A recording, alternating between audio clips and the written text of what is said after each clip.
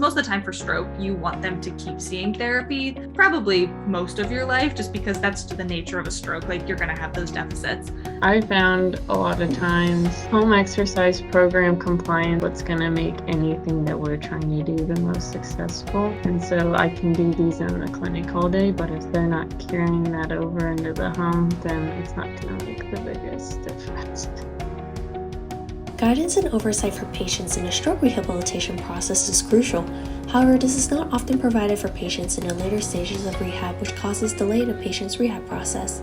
So, how can we bring back professional guidance and oversights for patients in the later stages of stroke rehabilitation? Introducing Replay. Replay is a digital stroke rehabilitation system. Working in conjunction with the Battelle Neurolife sleeve, the Replay system is aimed at promoting the engagement of users with their rehabilitation through fun and play in the form of hobbies and activities of daily living. Through a simple plug-and-play system to interface on a TV or other monitor, users will put on a Neurolife sleeve and engage with the on-screen exercises. Activities and data of engagement sessions will be recorded and sent to the user's occupational therapist for review and feedback so that the user's rehabilitation program can be adjusted for their specific needs and changing conditions. The Replay system features a multitude of play options that will be available to the patient after a discussion with their therapist to figure out what specific exercises are meaningful activities for the patient to engage in. Patients can play and engage in fun activities mirroring actual hobbies and tasks, or simply practice specific exercises on their own. There is also a tailored toolkit that patients can use and hold for their activities and exercises to better correlate on-screen visuals to physical sensations they enact in real life, and can be used as additional measures of tracking progress and improvement. By enabling a means of fun and play for rehabilitation in a home setting, patients can more easily engage in guided exercises with the Replay system acting as a means of professional intervention throughout a patient's rehabilitation process.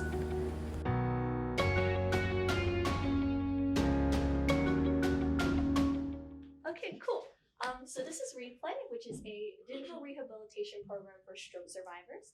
I'm just going to rehash some of my research insights really quick. I can elaborate this a little bit further in the comments and questions sections if you guys feel the need to.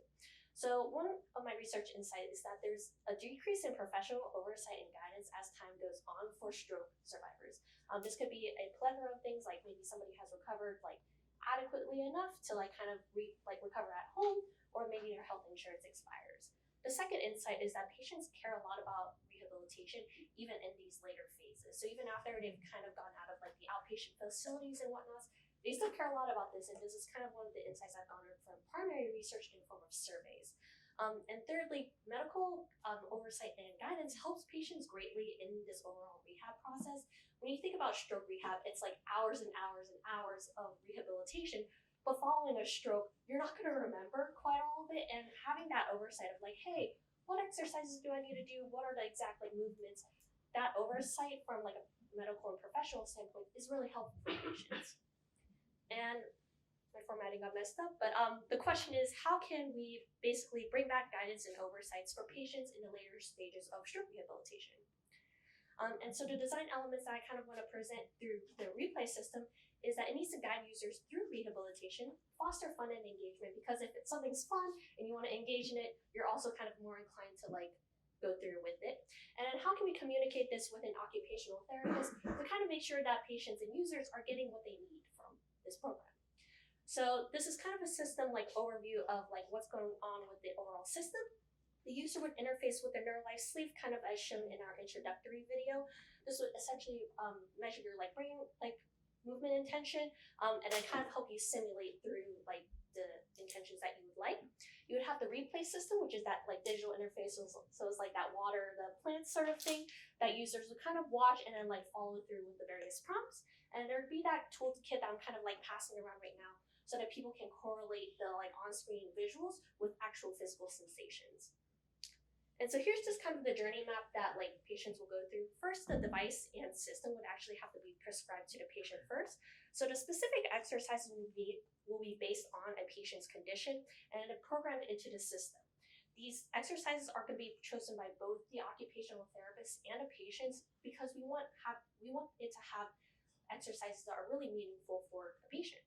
Then there would be a home visit. So an occupational therapist would actually visit the patient at home, kind of teach the patient how do you go through this system, And how do we like set it up? So the occupational therapist would actually set this whole system up for you in your house so it's ready to go when you turn on your TV or other monitor. And so for rehab at home, you would just then put on a sleeve, do the calibration for the sleep process as needed, engage in the exercise, and essentially with these exercises, the data will be logged and then sent to your therapist. The therapist can then review all this patient data and then talk to the patient about like what's going on with their exercises, whether this be like done virtually or kind of like in the sessions when the patient goes to see their therapist. And of course, the program can be adjusted as necessary. And so I'll walk you guys through the like general interface and features of the replay system. So one of the things you'll notice is that like, hey, this is like kind of a like very simple like navigation. It is it's based on a prior mental model of a TV layout. I think I took inspiration from Roku Fire TV-esque sort of thing. So it's not really hard to like learn how to operate and navigate through the system. It just uses 5 buttons on your remote control, so just like the directional arrows and it's just the enter key. The exercises that I've developed here were actually developed in collaboration with a whole bunch of occupational therapists through a co-design. And these activities would be listed over here, showcasing what this activity is. So it's like watering plants, for example, what the specific exercises are. So it'll be like static hold and release, or like this forearm like supination pronation thing that's going on. And it'll also show you like a level and time, a general time estimate for how long this activity might take, and like a difficulty level. We're not explicitly saying difficulty because that's like on a spectrum for like other people. It's just like a level to kind of get a basis of like, hey, how much effort would this take? And so one of my play activity examples here is just watering plants. So a general prompt will actually come up on a screen with the animation to showcase the movement that it wants you to do. The user's hand will then come up to showcase the movement on the screen, as you can see on the right here. And so kind of breaking this down again, the interface itself has really simple graphics and info. And this is just to keep it like really simplistic so that the user can focus on the task at hand without anxiety. And then regardless of whether like the user actually goes through the full range of motion, because people are at different stages of like how they can like move their hand, it will still showcase the full range of like actuation, even though the user didn't like fully stimulate it. And this is so that you can correlate improvements and just go through your rehab slowly. And you can still do it even though the movement is very little. It just, again, the sleeve will read your like movement intention of things. So for my practice page navigation, you can practice the specific exercises if you don't want to go into play. So show you the metrics of what each exercise is like kind of looking for. So like, hey, if it's like this like pinching motion, it's going to be repetitions and your pinch strength. You would have an animation on the right hand side to kind of showcase, hey, what is this animation? So like it's a little bit difficult to kind of correlate like what is pulp pinch. So like having this pulp pinch like animation on the side kind of helps you like better correlate what you are doing. And just the statistics of only the previous exercises shown. It's not the best because we can't always like perform at the best. So it's just kind of a metric to kind of gauge where you are in the process. And then this is kind of my progress page over here. And so a user can track like their own progress in this overview stage. You have your patient profile of like, hey, what exercises are assigned to me? It's the static hold and release, forearm supination, pronation. It also tells you like what percentage of the exercises you engaged the most in. Maybe you engaged a lot in this like static hold and release, so kind of showcase that. And additionally, like how much exercise did you do over like the time duration? So like maybe you did like exercises 5 times on Tuesday, and it'll kind of like showcase your progress through that. And on this side, it'll actually break you down the specific exercises. So like for example, on your hand, it'll be like, hey, you did like this like forearm pronation, supination like 5 times in like one day. And it took you like this amount of time to actually actuate, and this is like the rotation angle that you had done. On the setting page, you can go through the various like settings of the sleeve toolkit and then just your play and practice like exercises. So you could do things like calibrate the sleeve, talk about preferences like, hey, which arm are you wearing like the sleeve on, setting it up, getting information about the sleeve, and just receiving technical support if you need it as well. And then from the occupational therapist side, they can adjust the various like, settings as needed. So we saw in the example of like the watering plants, you notice that there are 3 plants to water. So an occupational therapist can adjust these exercises in accordance. So this one right here is actually demonstrating an example of like, hey, we're now adjusting the number of plants you have to water to kind of correlate to the number of repetitions you have to do with this exercise. So now I'll be going into the toolkit that comes along with this replay system. This is a multi-tool. It enables you to do a variety of tasks that is prompted with this replay system.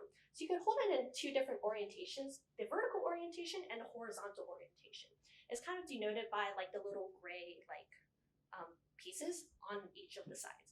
And then the little blue buttons are kind of what you can do for like doing these various exercises, whether it's like this like pinching exercise, like at the top button, a trigger with the like index finger, or like these thumb presses as well. And with these pick pieces, they're also kind of like based off of the little chest pieces. They're really easy to pick up and hold. And if you notice, for both the multi-tool and these pick pieces, they have a silicone base, and the buttons are silicone, so they also kind of are responsive to like your touch as well for resistance. For toolkit functions, how they function is that these buttons can actually measure the force for each button to kind of allow for measurement of like pinch strength or like grip strength, for example. It can measure the angle and distance and speed for which the tools are being moved. It will then compute and communicate with the replay system to kind of better correlate the various like information with one another. And because these toolkits are wireless, they do have an embedded battery and are wirelessly charged for accessibility. Because post-stroke, you have less dexterity, and you don't want to deal with the hassle of a whole bunch of wires. And so this is kind of what I was talking about here too. The wireless charger has a silicone base and just wireless charging for easy placement of tools without the hassle of wires. And yes, I want to say thank you to like the Battelle team for like giving us this capstone project and be really nice with all of our visits. The occupational therapist who came in this co-design with me, Professor Sanders for like critiquing my co-design and helping me like go through it. Karam and Teresa for helping me through this process as well. And then the models for my sister and my mom, who I took the pictures and did the video of.